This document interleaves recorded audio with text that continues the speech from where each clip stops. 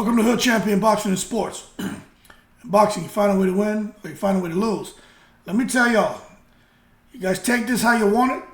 If you're a common sense guy or gal, I think you'll understand what I'm saying. Tyson Fury's cashing out. Tyson Fury does not care about fighting for an undisputed distinction at all. If he does fight Usyk, I'm telling y'all right now, it's going to be Francis Ngannou, maybe John Jones, and then he'll look at Usyk or whoever's a unified champion, or maybe we'll have an undisputed distinct. Well, we can't because Tyson Fury has a WBC belt. He'll fight whoever's a unified champion after John Jones. Now, if you didn't know, Tyson Fury has gone on record and said he wants to fight John Jones after Francis Ngannou in the cage. Now, anyone out there who's saying Tyson Fury is just talking out of his butt, right? To that, I say, hold your horses. Let's not take it to the stupid. Tyson Fury is not talking out of his butt. Tyson Fury is serious as a heart attack. Does he think he can beat John Jones? Maybe, maybe not. Does he think he'll make up to maybe $100 million, especially if they can make the fight in Saudi Arabia? More than likely. And that's what he's looking at. And for you to say, well, Dan, why do you feel so strongly about it? Because he said it. He only cares about money. This man doesn't care about legacy and all that. He's already achieved that. I'm telling y'all, this Tyson Fury Usyk stuff, that's dead, man. It's not going to happen. Fury, in his mind, he's already been undisputed. He's had every belt you could possibly hold at heavyweight. Simple. So in a roundabout way, he's kind of been undisputed. And right now, I don't think anybody would argue that Tyson Fury, if he fought Usyk, Tyson Fury would destroy Usyk.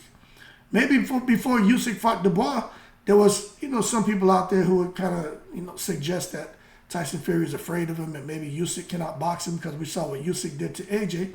But Usyk fighting Dubois showed a lot of us that AJ had a lot to do with Usyk being victorious. Had AJ pressed him, not been so afraid, AJ would have probably tranquilized Usyk within 4 rounds. But that's not the fight AJ chose to fight. And he basically came out there and tried to outbox a boxer, which is just bad medicine.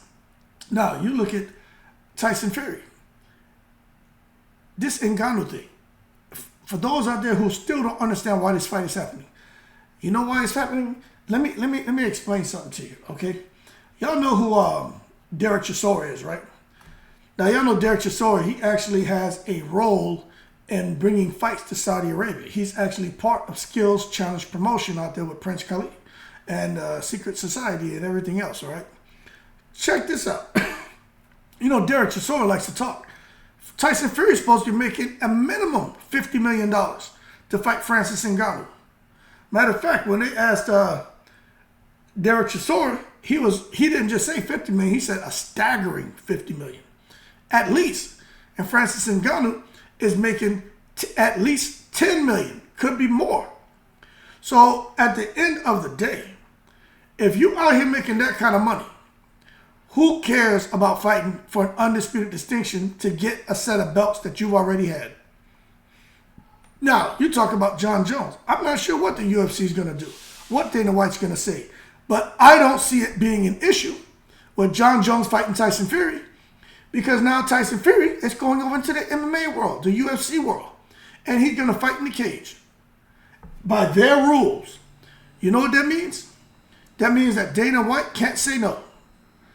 And Tyson Fury is going to pluck another one of his fighters. This time he may lose because I just don't see him beating John Jones in a cage. And I definitely don't see him beating Francis Ngannou in a cage. In a boxing ring, Tyson Fury has all the advantage.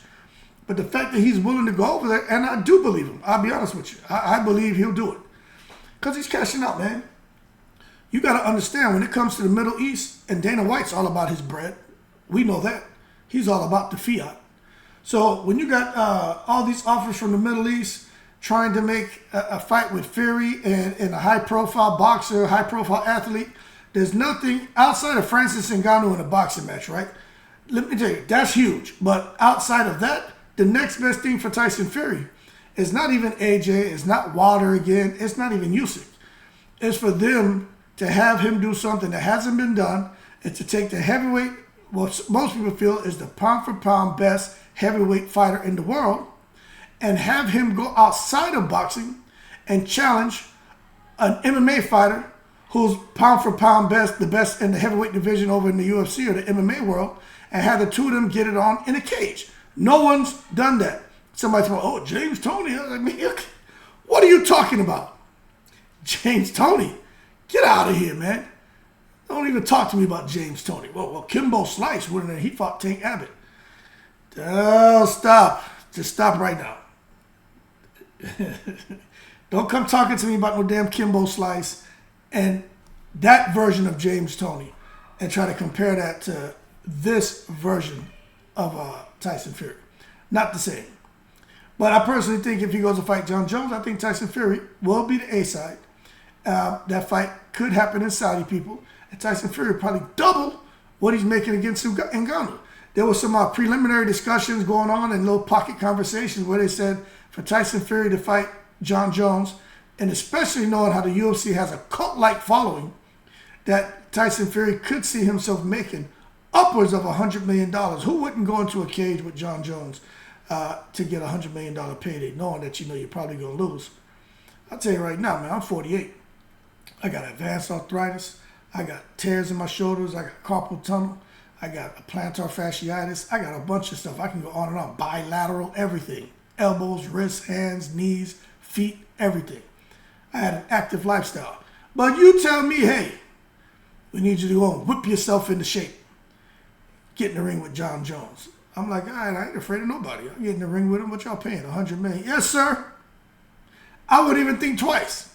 I don't even need to get in shape. I roll right up in there, man, and do what I have. He may twist an arm or do some shit to me, but I don't care. Give me that $100 million, and me and my 4 sons, man, we be out of here, chilling.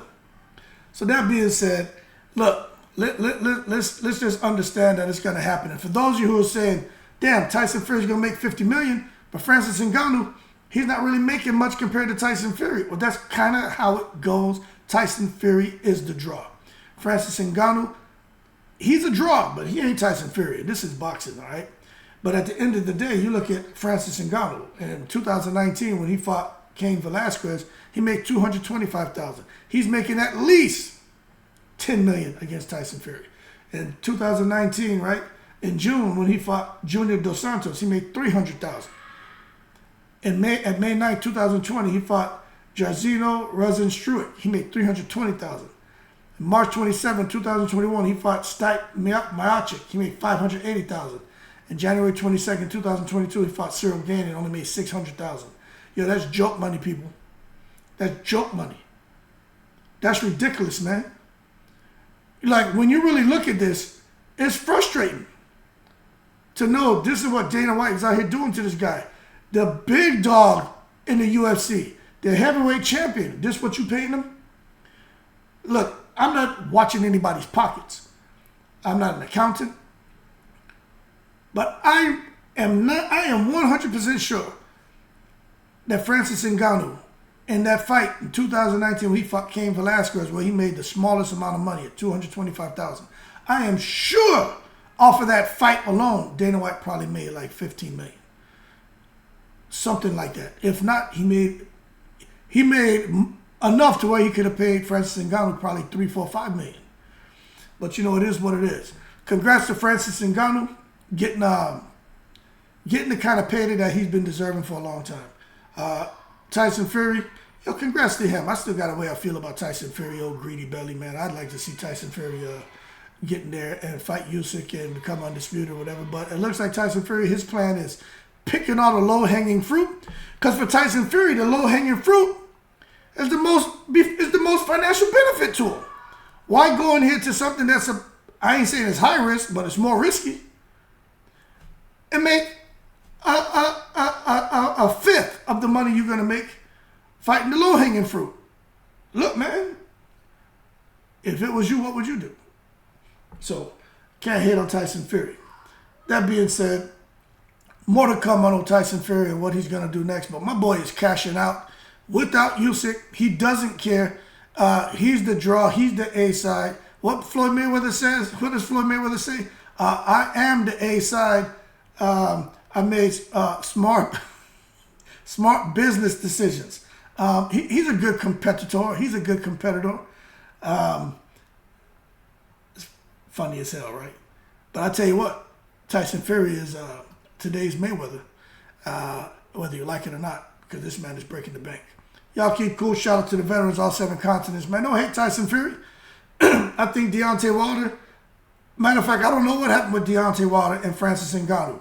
But I tell you what, Tyson Fury didn't play no games. He made that fight with the quickness. Tyson Fury, in my opinion, Deontay Wilder should have fought Francis Ngannou in Africa or in Saudi Arabia. But how the hell Tyson Fury come along and get the fight?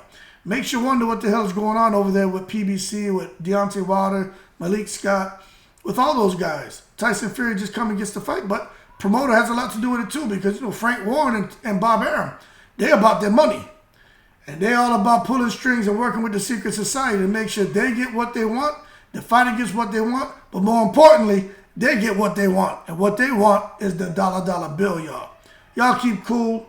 Shout out to the veterans, all 7 continents. I'm in the breeze.